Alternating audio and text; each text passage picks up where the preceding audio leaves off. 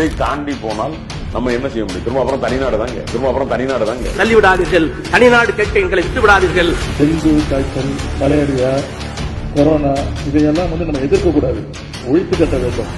அப்படிதான் இந்த சனாதனம். लंबी लड़ाई के बाद जब 15 अगस्त 1947 को भारत माता ने अपनी गुलामी की बेड़ियां तोड़ी तो पूरा देश स्वतंत्रता के पवित्र क्षण का जश्न मनाने के लिए उमड़ पड़ा। हर तरफ जश्न मनाया जा रहा था, लेकिन तमिलनाडु में कुछ लोग जश्न की बजाय काली शर्ट पहनकर काले झंडे लहराकर शोक मना रहे थे। वो पाकिस्तान की तर्ज पर भारत के दक्षिणी राज्यों को मिलाकर एक अलग देश द्रविड़स्तान चाहते थे। ये लोग थे डीएमके के वैचारिक जनक द्रविड़ कड़गम के लोग। भारत के आजाद होने के 2 साल बाद 17 सितंबर 1949 को जब एक राजनीतिक दल के रूप में द्रविड़ मुनेत्र कड़गम यानी डीएमके की स्थापना हुई तो उन्होंने भारत को तोड़कर द्रविड़ नाडु के नाम से एक अलग देश की मांग को अपने राजनीतिक आंदोलन का मुख्य एजेंडा बना लिया। वे अपने विभाजनकारी एजेंडे को फैलाने के लिए हर गली हर नुक्कड़ में घूमे। वे जो चाहते थे वह था नस्ल के आधार पर भारत का एक और दर्दनाक विभाजन। साल बीतते गए, डीएमके तमिलनाडु की उस भूमि पर खुलेआम अपने जहर के बीच बोती रही जहां भारत की गौरवान्वित सभ्यता मिलती है। आधिकारिक समाचार पत्र द्रविड़ नाडु में तो डीएमके ने यह भी घोषणा कर दी कि वे जल्द ही अपनी विभाजनकारी योजना को संयुक्त राष्ट्र में ले जाएंगे। डीएमके की इन गतिविधियों से परेशान होकर साल 1962 में अटल बिहारी वाजपेयी जी ने कहा था कि एक मजबूत देशद्रोह के कानून की आवश्यकता है और विभाजन की मांग करने वाले लोगों और संगठनों से कानूनी रूप से निपटना आवश्यक है। अटल जी ने कहा था कि भारतीयों ने पूरे देश की आजादी के लिए लड़ाई लड़ी थी, किसी एक क्षेत्र की आजादी के लिए नहीं।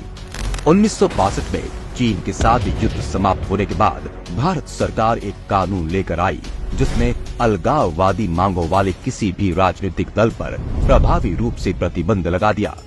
तमिलनाडु के भीतर कम होते जन समर्थन और नई दिल्ली के दबाव के कारण 1963 में डीएमके ने आखिरकार अपनी विभाजन की मांग छोड़ दी। 1976 तक लगभग 7 सालों तक शासन करने के बाद एम करुणानिधि सरकार के खिलाफ बड़े पैमाने पर भ्रष्टाचार के आरोपों ने तमिलनाडु राज्य को हिलाकर रख दिया। रातों रात डीएमके सरकार को बर्खास्त कर दिया गया और डीएमके को स्वतंत्र भारत में भ्रष्टाचार के कारण बर्खास्त होने वाली पहली और एकमात्र सरकार होने का गौरव प्राप्त हुआ। प्रधानमंत्री इंदिरा गांधी ने भ्रष्टाचार के आरोपों की जांच के लिए सरकार या आयोग का गठन किया। जितनी चतुराई से इस घोटाले को किया गया था उसे देखकर न्यायमूर्ति सरकारिया ने इसे वैज्ञानिक भ्रष्टाचार बताया था। इंदिरा गांधी के खिलाफ आक्रोश से भरी डीएमके ने अक्टूबर 1977 में इंदिरा गांधी की मदुरै यात्रा के दौरान उन पर पथराव किया। इस दौरान इंदिरा गांधी घायल हो गई। इंदिरा गांधी के खून बह रहा था। கருப்பு கொடி காட்டுவது என்ற பெயரால் இரும்பு குழாய்களில் கொடிகளை கட்டிக் கொண்டு வந்தார்கள். சோடா பாட்டில்கள் வீசப்பட்டன. என்ன செய்வதென்று தெரியாமல் திகைத்து போய் உடனடியாக அன்னை இந்திரா காந்தி அவர்கள் கையை பிடித்து இழுத்து சீட்டில் படுக்க வைத்து அவர் அமர்ந்து அந்த தலானியை தூக்கி அவர் மேல் போட்டு அதற்கு மேல் நான் சாய்ந்து படுத்துக்கொண்டேன்.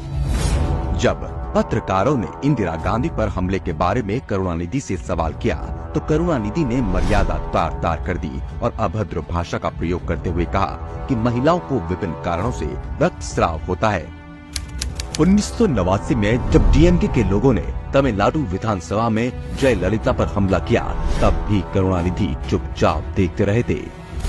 डीएमके कितनी खतरनाक है इस बात का अंदाजा इसी बात से लगाया जा सकता है कि राजीव गांधी की हत्या के बाद न्यायमूर्ति एमसी जैन ने तमिलनाडु में एलटीटीई की अनियंत्रित गतिविधियों के लिए डीएमके और उसके नेता करुणानिधि को दोषी ठहराया और इस कारण 1991 में एक बार फिर डीएमके सरकार बर्खास्त हो गई। 90 के दशक के अंत में करुणानिधि ने एमके स्टालिन को वैज्ञानिक भ्रष्टाचार करने में पारंगत करना शुरू किया।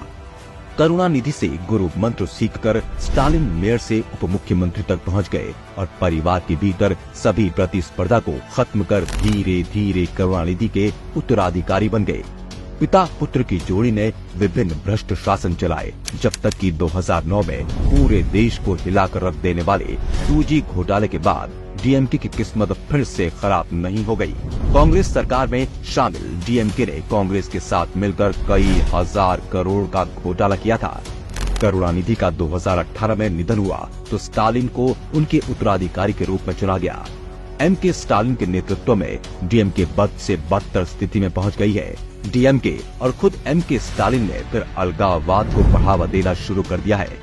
डीएमके के कारण तमिलनाडु आज जिहादी और मिशनरी गतिविधियों का केंद्र बनकर उभर रहा है।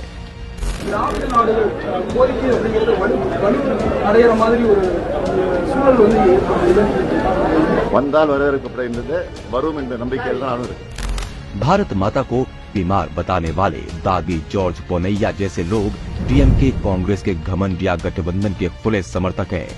यह एक ऐसा गठबंधन है जिसमें अपने स्वार्थ के आगे न कोई शर्म है न ही कोई नैतिकता है। राहुल गांधी और पूरी कांग्रेस पार्टी देखती रही कि उनके मित्र और गठबंधन सहयोगी एमके स्टालिन ने राजीव गांधी के दोषी हत्यारों में से एक को अपने घर पर बुलाया, गले लगाया और उसका सम्मान किया। आखिर कांग्रेस सत्ता के लिए इतनी नीचे गिरेगी किसी ने सोचा भी नहीं था।